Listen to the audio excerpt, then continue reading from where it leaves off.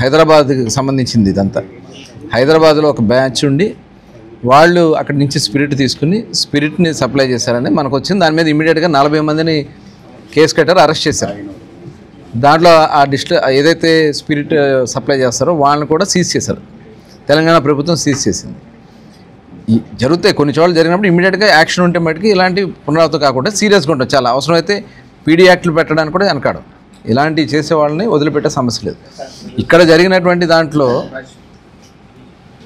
ఎవరైతే ఇప్పుడు జనార్దనో లేకపోతే ఇంకొక అతను ఏదో సమ్వాట్ పేర్లు చెప్తున్నారు, వాళ్ళు ఎక్కడ మూలాలు ఉన్నాయో అన్నీ తీస్తాం డెఫినెట్గా. ఇప్పుడు వీళ్ళకి లేవా? వైఎస్ఆర్ పార్టీ వాళ్ళకి సౌత్ ఆఫ్రికాలో లేవా? వీళ్ళు ఏమైనా పతితులా? ఇదే జగన్మోహన్ రెడ్డి గారి కజిన్ బ్రదర్ అనిల్ వాళ్ళకి లేవా సౌత్ ఆఫ్రికాలో?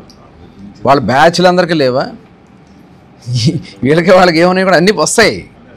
దీని వెనక ఎవరున్నారో కూడా వస్తాయి. ఆయన ఏదో చెప్తున్నాడు సౌత్ ఆఫ్రికా అని. సౌత్ ఆఫ్రికా పునాది లేసింది వీళ్ళే. ఇదే పెద్దిరెడ్డి గారి వాళ్ళకి అక్కడ వ్యాపారాలు ఉన్నాయి.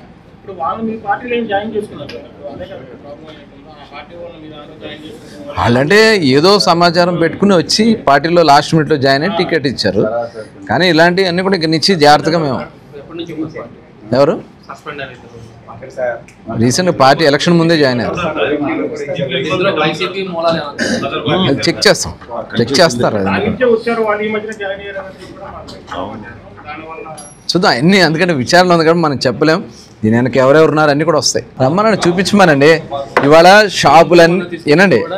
షాపులన్నీ ఓపెన్ ఉన్నాయి. మేము సీక్రెట్గా చేయట్లా. షాపులు ఓపెన్గా ఉన్నాయి. ఎవరు వెళ్తారో వెళ్ళమనండి. కావాల్సిన బ్రాండ్లు తెచ్చుకోమనండి. క్యూఆర్ కోడ్ దాని మీద ఉంటుంది. క్యూఆర్ కోడ్ని స్కాన్ చేసుకోమనండి. ఏ షాపులో ఏ డిస్టిలరీలో తయారైంది, ఎప్పుడు తయారైంది డీటెయిల్స్ అన్నీ వస్తాయి. ఇందులో ఎక్కడ కూడా చాలా ట్రాన్స్పరెంట్గా మేము ఉన్నాం.